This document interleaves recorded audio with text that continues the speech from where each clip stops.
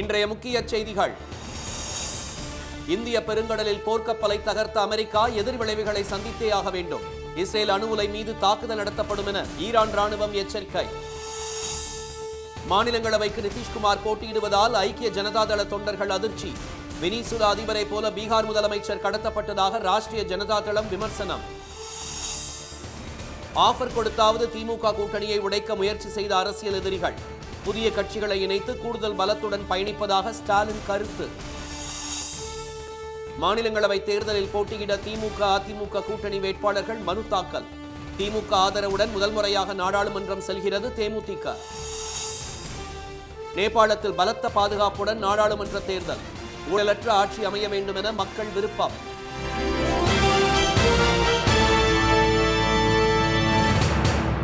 வணக்கம். வணக்கம்.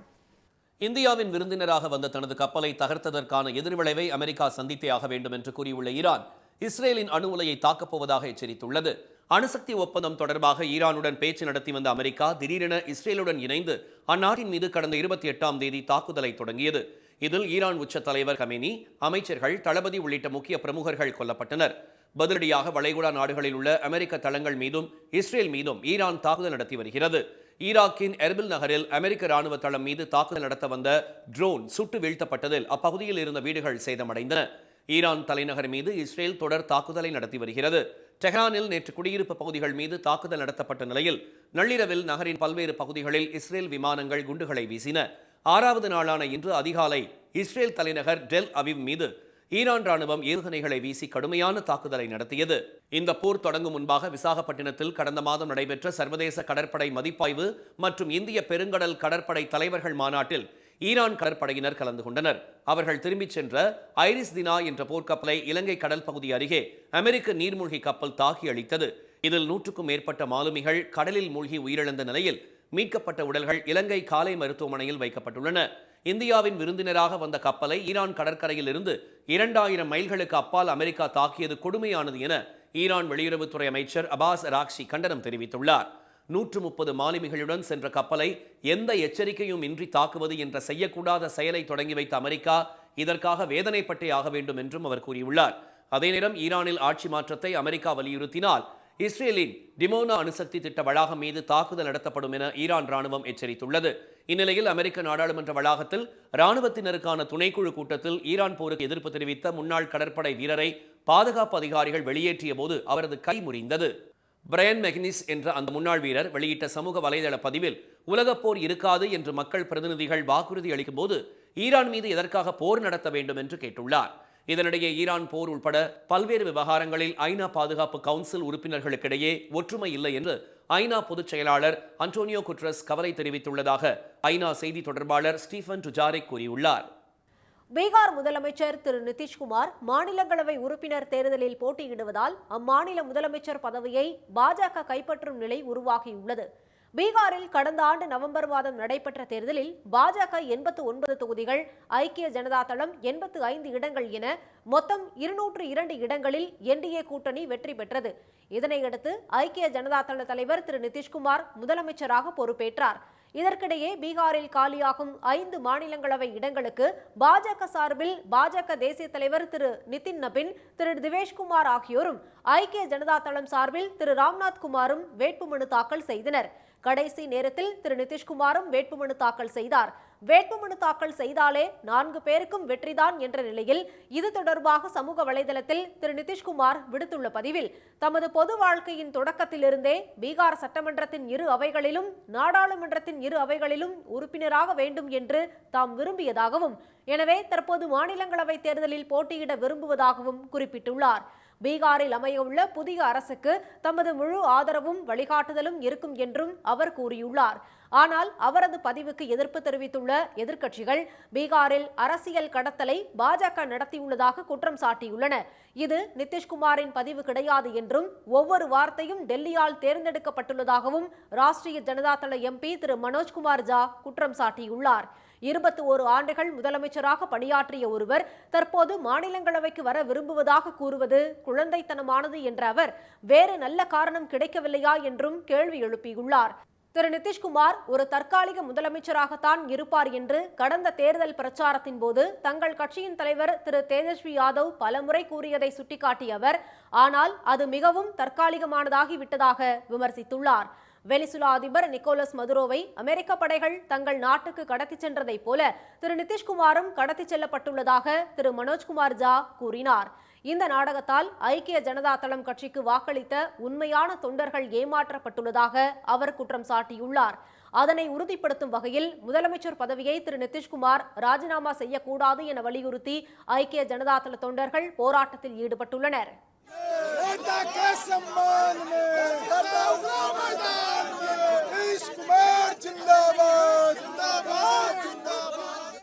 இதற்கிடையே தமக்கு 75 வயதாகிவிட்டதால் ஐக்கிய ஜனதா தளம் கட்சியை தனது மகன் திரு நிஷாந்த் குமார் வழிநடத்த வேண்டும் என்று திரு நிதிஷ்குமார் விரும்புவதாகவும், ஆனால் நேரடியாக கட்சி பொறுப்பு கொடுத்தாலோ முதலமைச்சராக்கினாலோ சொந்த கட்சியினரும் கூட்டணி கட்சியினரும் ஏற்க மாட்டார்கள் என அவர் கருதுவதாகவும் கூறப்படுகிறது.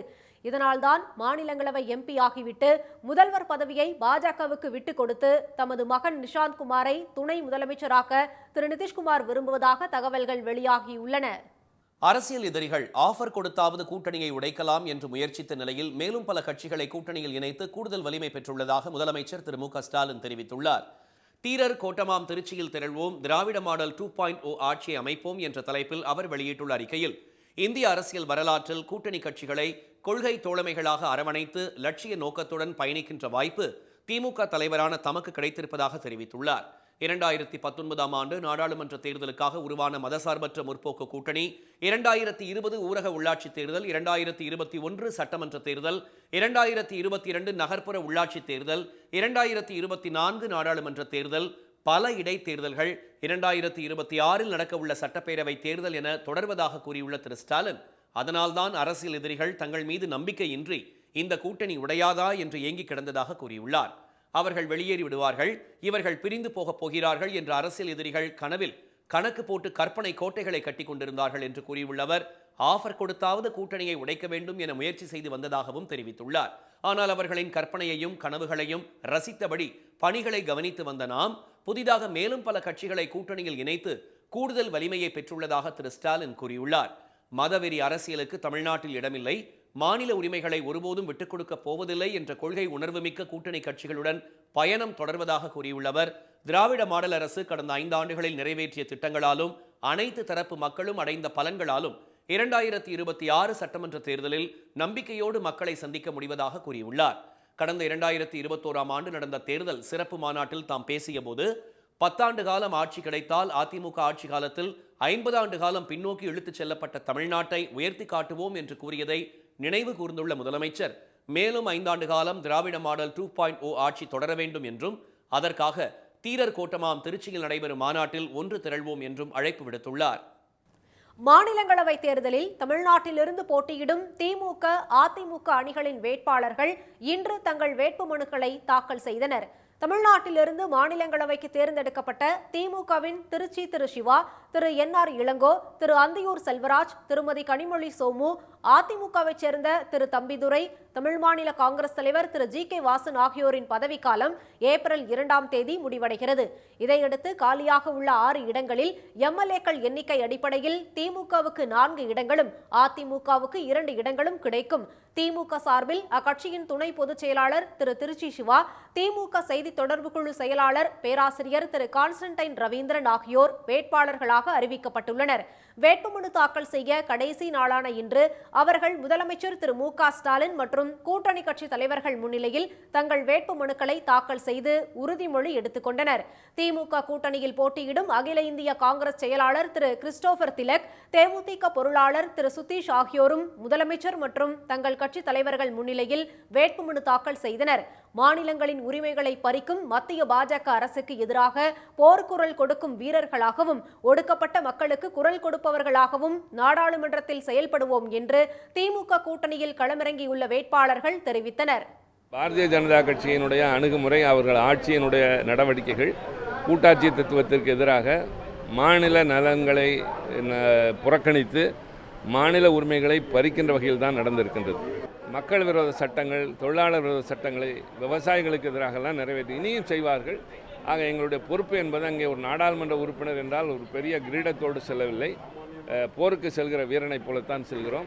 பிற்படுத்தப்பட்டோர், தலித் சமுதாயத்தினர், பெண்கள் மற்றும் சிறுபான்மையினரை மையப்படுத்தி தான் என்னுடைய குரல் இருக்கும். இந்தியா முழுவதும் இந்த ஒடுக்கப்பட்ட சமுதாயத்தில் நடக்கிற பிரச்சனைகளை பற்றி எடுத்து பேசுவது என்னுடைய முக்கியமான நோக்கமாக இருக்கும். அதிமுக சார்பில் போட்டியிடும் திரு தம்பிதுரை அதிமுக பொதுச் செயலாளர் எடப்பாடி திரு பழனிசாமி முன்னிலையில் தமது வேட்புமனுவை தாக்கல் செய்தார். அக்கட்சி சார்பில் பாமகவுக்கு வழங்கப்பட்டுள்ள இடத்துக்கு வேட்பாளர் யார் என்பதை அக்கட்சி அறிவிக்காத நிலையில் திரு அன்புமணி நேரடியாக தலைமை செயலகம் வந்து தமது வேட்புமனுவை தாக்கல் செய்தார். அவர் வேட்புமனு தாக்கல் செய்த போது எடப்பாடி திரு பழனிசாமிக்கு பதிலாக அதிமுக மூத்த தலைவர்கள் கலந்து கொண்டனர். இதனிடையே மாநிலங்களவை தேர்தலில் பாமக நிறுவனர் டாக்டர் ராமதாசின் உதவியாளர் திரு சுவாமிநாதனும் கட்சியின் அதிகாரப்பூர்வ வேட்பாளர் என்ற பெயரில் வேட்புமனு தாக்கல் செய்ததால் அக்கட்சியினரிடையே பரபரப்பு ஏற்பட்டுள்ளது. நேபாளத்தில் ஆட்சி கலைப்புக்கு வித்திட்ட ஜென்சி தலைமுறையினரின் போராட்டத்திற்கு பிறகு இன்று பலத்த பாதுகாப்புடன் நாடாளுமன்ற தேர்தல் நடைபெற்றது. அந்நாட்டில் சமூக வலைதளங்களை பயன்படுத்த கடந்த ஆண்டு விதிக்கப்பட்ட தடைக்கு எதிராக போராடிய இளைஞர்கள் ஆளும் கட்சிக்கு எதிரான போராட்டத்தை முன்னெடுத்தனர். வன்முறை அதிகரித்ததை அடுத்து அப்போதைய பிரதமர் ஷர்மா ஒலி பதவி விலகியதுடன் நாட்டை விட்டு தப்பிச் சென்றார். இதையடுத்து உச்சநீதிமன்ற முன்னாள் நீதிபதி சுசீலா கார்கி இடைக்கால பிரதமராக பதவியேற்றார். இந்நிலையில் நேபாளத்தில் இன்று நாடாளுமன்ற தேர்தல் நடைபெற்றது. மொத்தமுள்ள 275 இடங்களில் 165 இடங்களுக்கு நேரடி தேர்தல் மூலமும் மீதமுள்ள இடங்களுக்கு விகிதாச்சார பிரதிநிதித்துவ முறையிலும் உறுப்பினர்கள் தேர்வு செய்யப்பட உள்ளனர். இந்த தேர்தலில் நேபாள கம்யூனிஸ்ட் கட்சி, ஐக்கிய மார்க்சிஸ்ட் லெனினிஸ்ட் கட்சி சார்பில் முன்னாள் பிரதமர் ஷர்மா ஒலி, ஜென்சி தலைமுறையினரின் ஆதரவுடன் ராஷ்டிரிய சுதந்திர கட்சி சார்பில் பாலேந்திர ஷா பாலன், நேபாளி காங்கிரஸ் சார்பில் ககன் தாபா உள்ளிட்ட 5 பேர் பிரதமர் வேட்பாளர்களாக களத்தில் உள்ளனர். காலை 7 மணிக்கு வாக்குப்பதிவு தொடங்கியது. மக்கள் நீண்ட வரிசையில் நின்று வாக்களித்தனர். நேபாளத்தில் ஊழலற்ற ஆட்சி அமைய வேண்டும் என்று இளம் வாக்காளர்கள் கூறினர். காத்மண்டுவில் இடைக்கால பிரதமர் சுசீலா கார்கியும் ஜென்சி ஆதரவு பிரதமர் வேட்பாளர் பாலேந்திர ஷா பாலனும் வாக்களித்தனர். 10,967 வாக்குச்சாவடிகளில் பலத்த பாதுகாப்புடன் நடந்த வாக்குப்பதிவு மாலை 5 மணிக்கு நிறைவு பெற்றது. இதையடுத்து வாக்கு எண்ணும் பணிகள் நடந்து வருகின்றன. இந்த தேர்தலில் பழமைவாத நேபாள காங்கிரஸ், மாற்றத்தை விரும்பும் இளம் தலைமுறையினரின் ராஷ்டிரிய சுதந்திர கட்சி இடையே கடும் போட்டி இருக்கும் என கணிக்கப்பட்டுள்ளது. ஈரான் போர் நாளுக்கு நாள் தீவிரமடைந்து வரும் நிலையில் மேற்காசிய நாடுகளில் உள்ள தங்கள் நாட்டு குடிமக்களை பல்வேறு நாடுகளும் சிறப்பு விமானங்கள் மூலம் மீட்டு வருகின்றன. வளைகுடா நாடுகளில் அதிகரித்து வரும் போர் பதற்றம் காரணமாக கத்தார், ஐக்கிய அரபு எமிரேட்ஸ், சவுதி அரேபியா உள்ளிட்ட நாடுகளில் உள்ள வெளிநாட்டினர் அச்சம் காரணமாக வெளியேறி வருகின்றனர். இந்தியாவிலிருந்து மேற்காசிய நாடுகளுக்கு இயக்கப்பட இருந்த ஆயிரக்கணக்கான விமானங்கள் ரத்தான நிலையில் அங்குள்ள இந்தியர்களை மீட்க சிறப்பு விமானங்களை அனுப்பி வரும் இந்தியா நேற்று மட்டும் 58 விமானங்களை இயக்கியது. துபாயிலிருந்து சென்னைக்கு நேற்று 200 பேர் வந்த நிலையில் இன்று 3வது நாளாக 358 பேர் வளைகுடா நாடுகளில் இருந்து அழைத்து வரப்பட்டனர். சீனா, ரஷ்யா, அமெரிக்கா, ஸ்வீடன், துருக்கி மற்றும் கொரியா குடியரசு ஆகிய நாடுகளைச் சேர்ந்த 130க்கும் மேற்பட்டவர்கள் ஈரானில் இருந்து துர்க்மெனிஸ்தான் வழியாக பாதுகாப்பாக வெளியேற்றப்பட்டனர். இந்நிலையில் சரக்ஸ் எல்லை சோதனை சாவடி வழியாக துர்க்மெனிஸ்தானுக்குள் நுழைந்த 25 சீனர்களுடன் புறப்பட்ட முதல் விமானம் சீனா சென்றடைந்தது. அதேபோல் ராணுவ விமானத்தை அனுப்பிய ஸ்பெயின் ஓமனிலிருந்து 171 பேரை மீட்டுள்ளது. துபாயிலிருந்து விமானம் மூலம் நாடு திரும்பிய 122 போர்த்துகீசியர்கள் தங்களது குடும்பத்தினரை பார்த்த மகிழ்ச்சியில் ஒருவரை ஒருவர் ஆற தழுவிக் கொண்டனர். பல்கேரியா தன் நாட்டு குடிமக்களை மீட்க 3 சிறப்பு விமானங்கள் அனுப்பிய நிலையில் 180 பேருடன் துபாயிலிருந்து புறப்பட்ட முதல் விமானம் வர்னாவில் தரையிறங்கியது. ஈரானிலிருந்து வெளியேறிய மாணவர்கள் உட்பட 150 பாகிஸ்தானியர்கள் பாதுகாப்பாக தாய்நாடு திரும்பினர். ஈரானிலிருந்து இதுவரை 46 மாணவர்கள் உட்பட 792 பேர் மீட்கப்பட்டுள்ளதாக பாகிஸ்தான் துணை பிரதமர் இஷாக் டார் தெரிவித்துள்ளார். ஈரானில் 74 பேர், ஐக்கிய அரபு எமிரேட்ஸில் 1171 பேர் உட்பட கத்தார், லெபனான் உள்ளிட்ட நாடுகளிலிருந்தும் உதவி கோரியுள்ள 2035 கனடா நாட்டினரை மீட்க தேவையான நடவடிக்கைகளை எடுத்துள்ளதாக அந்நாட்டு வெளியுறவுத்துறை அமைச்சர் தெரிவித்துள்ளார். ஈரானுடன் ராஜாங்க ரீதியிலான உறவு இல்லை என்ற போதிலும் அண்டை நாடுகளான ஆர்மீனியா, அசர்பைசான், இஸ்ரேல், ஜோர்டான், துருக்கி மற்றும் துர்க்மெனிஸ்தான் உள்ளிட்ட தூதரகங்கள் மூலம் மீட்பு நடவடிக்கைகளை எடுத்து வருவதாக கனடா தெரிவித்துள்ளது. கோவை அருகே புதிதாக கும்கி யானைகள் முகாம் அமைக்கப்பட்டிருப்பதற்கு இயற்கை ஆர்வலர்கள் வரவேற்பு தெரிவித்துள்ளனர். மேற்கு தொடர்ச்சி மலையடிவாரத்தில் அமைந்துள்ள தொண்டாமுத்தூர், ஆலந்துறை, மதுக்கரை, தடாகம், மேட்டுப்பாளையம் உள்ளிட்ட வனப்பகுதிகளிலிருந்து வெளியேறும் யானைகள் ஊருக்குள் புகுந்து அட்டகாசம் செய்து வருகின்றன. விளைநிலங்களை நாசம் செய்யும் இந்த யானைகளை விரட்ட முதுமலை மற்றும் உதகை யானை முகாம்களில் உள்ள கும்கிகள் வரவழைக்கப்படுகின்றன.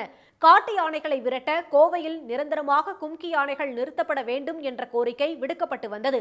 இதையடுத்து தற்போது கோவை மாவட்டம் சாடிவயலில் 8 கோடி ரூபாய் செலவில் யானைகள் முகாம் அமைக்கப்பட்டுள்ளது. 50 ஏக்கர் பரப்பில் அமைந்துள்ள இந்த முகாம் யானைகள் தங்க 18 கூடாரங்கள், 2 கிலோமீட்டர் நீளத்துக்கு சோலார் மின்வேலிகள், 40 சோலார் விளக்குகள், 3 சிறிய குட்டைகள், 8 யானை பாகன்கள் தங்கும் விடுதிகள், முகாமை சுற்றி அகழி என பல்வேறு வசதிகளுடன் அமைக்கப்பட்டுள்ளது. டாப் ஸ்லிப் முகாமிலிருந்து முத்து, காவேரி என்ற 2 கும்கிகள் அங்கு கொண்டு வரப்பட்டுள்ளன. காட்டுக்கு யானைகளை வழிநடத்துகிற போது தேவைப்படுகிறது. அவை முதுமலையிலிருந்தும் ஆனைமலையிலிருந்து இங்கு வந்து சேர்வதற்கு தாமதமாகும் என்பதால் இங்கு ஒரு முகாம் இருப்பது சிறப்பானதே. அந்த முகாம் நமக்கு மையத்தில் இருப்பதனால் எல்லா இடங்களும் கோவை பகுதியில் மட்டுமல்லாமல் சத்தியமங்கலம் போன்ற பகுதிகளுக்கும் எடுத்து செல்ல முடியும். முகாம் இன்னும் விரிவுபடுத்தப்பட உள்ளது. அப்படி விரிவுபடுத்துகிற போது இது தமிழ்நாட்டுக்கு இன்னொரு புதிய யானைகள் முகாம் கிடைக்கிறது. கோவை சுற்றுவட்டார பகுதிகளில் ஊருக்குள் நுழையும் யானைகளை விரட்டும் நடவடிக்கையில் ஏற்படும் காலதாமதம் சாடிவயல் கும்கி யானைகள் முகாமால் குறையும் என்று வனத்துறையினர் கூறினர். திருச்சி மற்றும் டாப் ஸ்லிப் முகாம்களிலிருந்து கூடுதலான கும்கிகள் சாடிவயலுக்கு வரவழைக்கப்படுவதுடன் பொதுமக்கள் பார்வையிட ஏற்பாடு செய்யப்பட்டுள்ளதாகவும் அவர்கள் தெரிவித்தனர். இனி வருவது செய்தி துளிகள். இந்திய பெருங்கடல் பகுதியில் ஈரான் போர்க்கப்பல் மூழ்கடிக்கப்பட்டதன் மூலம் போர் பதற்றம் நம் நாட்டின் பின்வாயில் அருகே வந்துள்ளதாக எதிர்க்கட்சித் தலைவர் திரு ராகுல் காந்தி தெரிவித்துள்ளார். ஆனாலும் பிரதமர் திரு மோடி மௌனமாக இருப்பதாக அவர் குறிப்பிட்டுள்ளார். இந்திய பிரதமர் சமரசம் செய்து கொள்பவராக உள்ளதாகவும் திரு ராகுல் விமர்சித்துள்ளார். தமிழ்நாடு சட்டமன்ற தேர்தலில் திமுக சார்பில் வேட்பாளர்களாக போட்டியிடுவதற்கான விருப்ப மனு தாக்கல் நாளையுடன் நிறைவு பெறவுள்ள நிலையில் சென்னை அண்ணா அறிவாலயத்தில் இன்று காலை முதலே பலரும் விறுவிறுப்பாக மனுக்களை சமர்ப்பித்தனர்.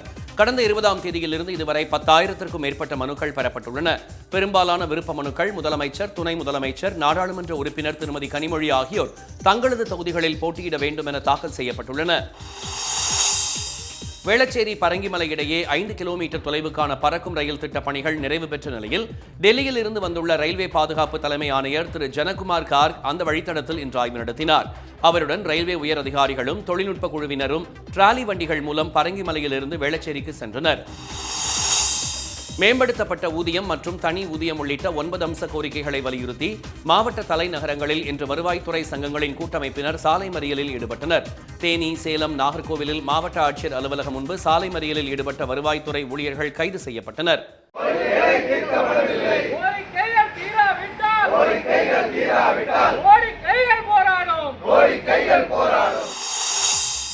திருச்செங்கோடு அருகே தேவனாங்குறிச்சி சாலையில் இருசக்கர வாகன விபத்தில் இன்று ஒருவர் உயிரிழந்த நிலையில் அதிக விபத்துக்கள் நடக்கும் அந்த இடத்தில் வேகத்தடை கோரி பொதுமக்கள் திடீர் மறியலில் ஈடுபட்டனர். பாலம் மற்றும் பேருந்து நிறுத்தம் அருகே வேகத்தடை அமைத்து தரப்படும் என காவல்துறை உறுதியளித்ததை தொடர்ந்து போராட்டம் விலக்கிக் கொள்ளப்பட்டது. புதுச்சேரியில் பயிர் உற்பத்தி மானியம் வரும் 2026-27 நிதியாண்டிலிருந்து ஏக்கருக்கு 1000 ரூபாய் உயர்த்தப்பட்டுள்ளதாக அம்மாநில அரசு அறிவித்துள்ளது. நெல், பயிர் வகைகள், எள் பயிரிடும் பொது பிரிவினருக்கு ஏக்கருக்கு 6000 ரூபாய், திணை சாகுபடிக்கு 8000, பாரம்பரிய நெல், வேர்க்கடலைக்கு 9000, கரும்பு, பருத்திக்கு 11000 ரூபாய் என மானியம் உயர்த்தி அறிவிக்கப்பட்டுள்ளது.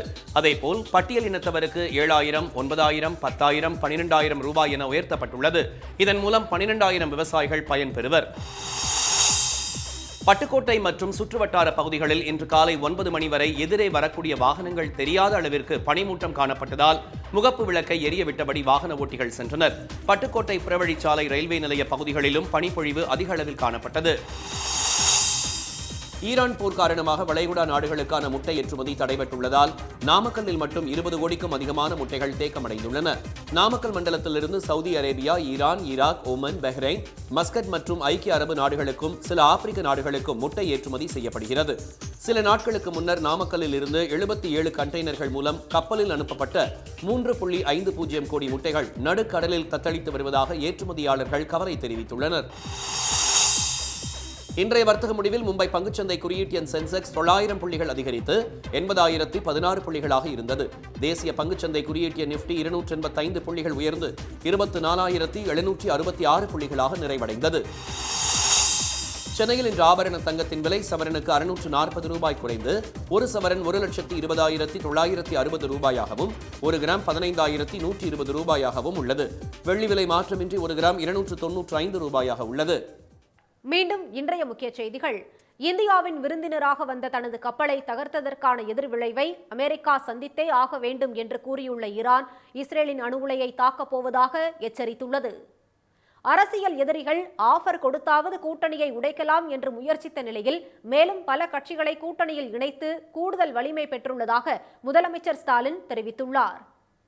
மாநிலங்களவை உறுப்பினர் தேர்தலில் நிதிஷ்குமார் போட்டியிடுவதால் பீகார் மாநில முதலமைச்சர் பதவியை பாஜக கைப்பற்றும் நிலை உருவாகியுள்ளது.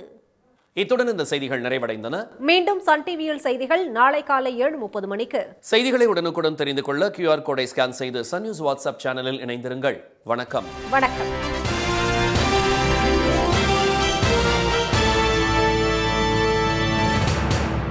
உடனுக்குடன் செய்திகளை தெரிந்து கொள்ள சன் நியூஸ் பெல் ஐகானை கிளிக் பண்ணுங்க.